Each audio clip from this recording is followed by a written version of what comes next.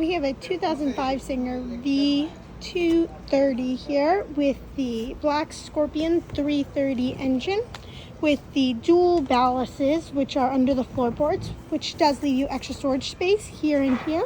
It's very nice to have.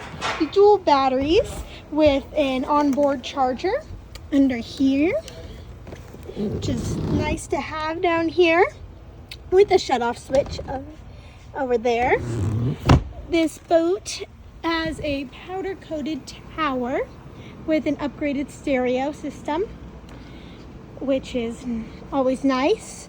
This boat does have some wear in the seating right here and over here on the main spots. I do notice, other than that, there are some little spots here and there.